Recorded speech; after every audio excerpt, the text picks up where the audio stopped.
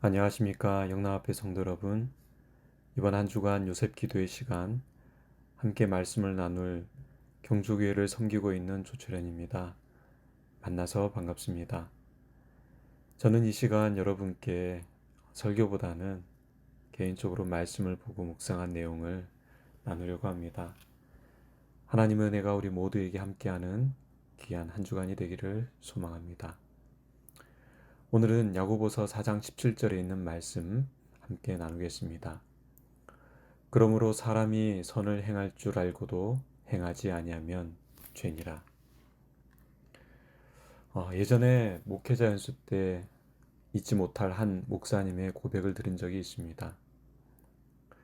내용은 다음과 같은 것이었는데요. 교회에 한 집사님이 계셨는데 딸이 목사님과 성경 공부를 하고 싶다는 것이었습니다. 그 자매는 건강이 좋지 않아 항상 누워 있어야만 해서 교회에 출석하지 못하는 그런 상황이었습니다. 목사님이 그렇게 하겠노라고 말씀을 드린 다음 처음으로 그 집을 방문하게 되었습니다. 이전에는 딸이 아파서 집에 누워있을 뿐 아니라 누추해서 목사님이 방문 오시는 걸 사양했었지만 딸이 성경 공부를 원했기 때문에 처음으로 집에 목사님을 초청한 것이었죠. 그런데 알려준 주소로 갔더니 비포장 도로에다 거리도 꽤 멀었습니다. 또 차에서 내려서 오르막길을 또 한참 걸어 올라가야만 했습니다. 그래서 목사님은 속으로 그렇게 생각을 했다고 합니다. 야, 여기 한 줄 한 번씩 계속 와야 하나?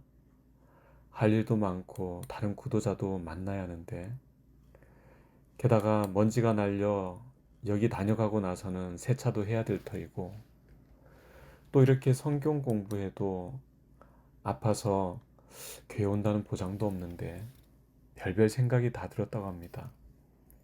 그래도 목사로서 당연히 해야 할 의무로 생각하고 겉으로 내색하지 않고 그 자매를 만나 성경 공부를 하기 시작했습니다.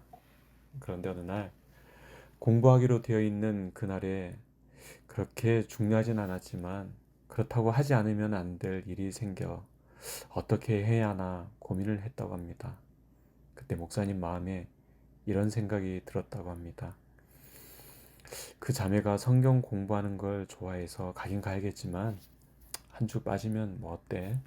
어차피 거리도 멀고 한 번 갈 때마다 차도 많이 망가져 속상했는데 그래서 한 주 건너뛰기로 결정을 내린 다음 그 집사님에게 전화를 드려 갑자기 중요한 일이 생겨서 오늘 가지 못할 것 같다고 전화를 드렸다고 합니다. 그리고 안식일이 되었는데 그 집사님께서 교회에 오시질 않으셨어요. 걱정이 돼 연락을 드리니 집사님께서 딸이 아파 교회에 출석하지 못했다고 합니다. 며칠 후 또 공부하기로 한 날에 집사님께 연락이 왔어요. 목사님, 딸아이가 아파서 아무래도 당분간 성경 공부를 쉬어야 할 것 같아요. 그렇게 연락을 받고 나서 몇 주가 지났습니다. 목사님도 잊어버리고 있을 즈음 한 통의 전화가 걸려왔습니다. 목사님, 딸아이가 잠들었어요. 아이가 죽기 전에 목사님과 성경 공부하는 걸 너무 좋아했었는데 목사님 그동안 너무 감사했습니다. 여러분 그때 목사님은 머리에 망치로 맞은 듯한 충격을 받았다고 했어요. 그날 그 자매가 얼마나 나를 기다렸을까.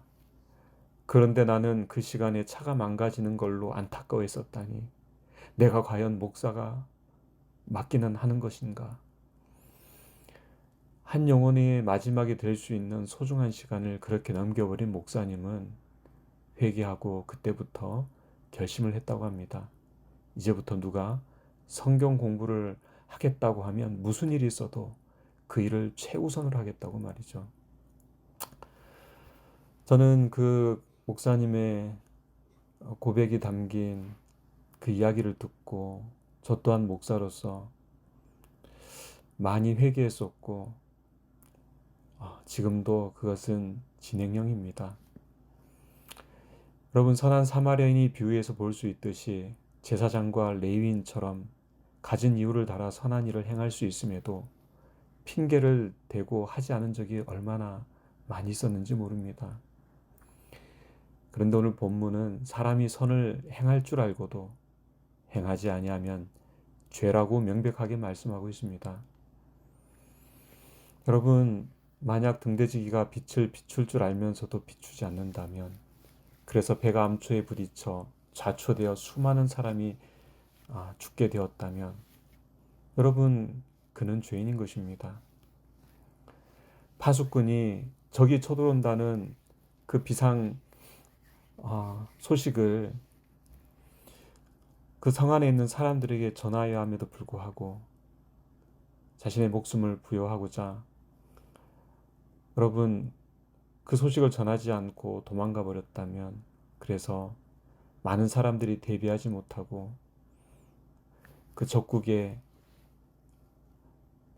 침범을 받아서 많은 사람들의 목숨을 잃어버리게 되었다면, 여러분, 그것은 파수꾼의 명백한 죄가 되는 것이죠. 예수님께서는 너희는 세상의 빛이라 이같이 너희 빛이 사람 앞에 비치게 하여 그들로 너희 착한 행실을 보고 하늘에 계신 너희 아버지께 영광을 돌리게 하라고 마태복음 5장 14절로 16절에 주님은 분명히 말씀하셨습니다. 그런데 그리스도인인 우리가 착한 행실을 할 수 있음에도 여러분 하지 않는다면, 그래서 수많은 사람들이 우리를 통하여 예수 그리스도를 영접하여 구원받을 수 있었음에도 불구하고 그 기회를 얻지 못하였다면, 여러분, 그것은 우리의 죄가 되는 것이고, 그로 말미암아 우리는 그토록 우리가 받아들일 수 없을 죄인으로서 심판을 받게 될 것이라고 하는 것입니다. 예수님께서는 요한복음 5장 29절에 다음과 같이 선언하셨습니다. 선한 일을 행한 자는 생명의 부활로, 악한 일을 행한 자는 심판의 부활로 나오리라. 또한 요한계시록 20장 13절에도 각 사람이 자기의 행위대로 심판을 받고라고 선언하고 있습니다. 오늘 우리가 보았던 본문 야고보서 4장 17절엔 그러므로 사람이 선을 행할 줄 알고도 행하지 아니하면 죄니라 라고 말씀을 하고 계시죠. 이 말씀은 믿음으로 말미암는 의를 너무 강조한 초대교회에 야고보가 경종의 메시지를 보내기 위해 행함으로 말미암는 의를 여러분 강조해서 이야기한 말씀입니다. 여러분, 믿음 따로 행함 따로가 아니라 믿음과 행함은 함께 가는 것입니다. 만약 현재 내 신앙에 선한 행실이 뒤따르지 않는다면 여러분, 그것은 믿음이 있다고 할 수 없는 것이죠. 이기적인 삶이 아닌 이타적인 삶. 하나님께서는 이러한 삶을 살아갈 때 인간이 행복을 느끼도록 우리를 설계하시고 만드셨습니다. 여러분, 슈바이처가 이런 고백을 했습니다. 내가 한 가지는 알고 있습니다. 여러분 가운데 진정으로 행복한 삶을 살게 될 사람은 다른 사람들에게 봉사할 방법을 찾아내는 사람뿐입니다. 여러분, 하나님 나라는 이런 이타적 삶에서 행복을 느끼는 사람이 사는 곳이겠죠. 따라서 이기적 삶에서 만족을 느끼는 사람은 천국의 삶에서 행복을 느낄 수 없기에 자기 스스로 배제되는 것이겠죠. 아무리 악한 사람이라도 여러분, 그들 또한 선한 생각을 합니다. 그러나 자기 희생을 요구하기에 이타적 사랑을 실천할 사랑, 즉 예수님께서 우리 마음에 임재하신 그 상태에 이르러 오는 그런 사랑의 에너지, 영적인 에너지가 부족하기 때문에 여러분, 그들은 선한 생각을 실천에 옮기지 못합니다. 결국 이기적 사랑, 즉 악한 생각만을 실천에 옮기기 때문에 결국은 그들이 악인으로 남게 되는 것이겠죠. 나는 선한 생각만 하는 사람인가? 그렇지 않으면 선한 일을 행하는 자인가? 오늘 주님은 우리에게 묻고 있습니다.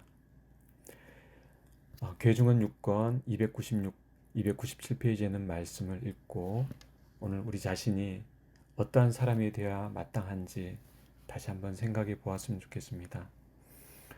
지금은 바로 우리가 회개할 때이다. 하나님의 모든 백성들은 선한 일을 하는데 관심을 두어야 한다. 그들은 마음과 심령을 합하여 그들의 동료 인간들을 구원하고 교화시키는데 열렬히 노력해야 한다.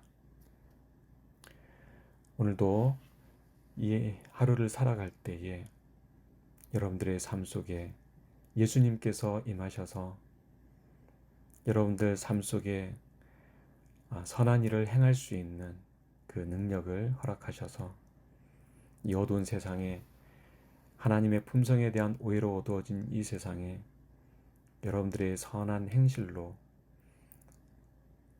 하나님의 사랑을 환히 비추고 또 나타내는 귀한 하루가 되기를 소망합니다. 다 함께 기도드리겠습니다. 주님, 오늘 회개합니다. 선한 사마리아인 되신 예수님, 저희 마음에 오셔서 주의 선한 빛으로 연약한 소자를 밝게 비추어 주셔서 어두운 세상의 빛으로 드러나게 하여 주시옵소서. 예수님의 이름으로 기도합니다. 아멘.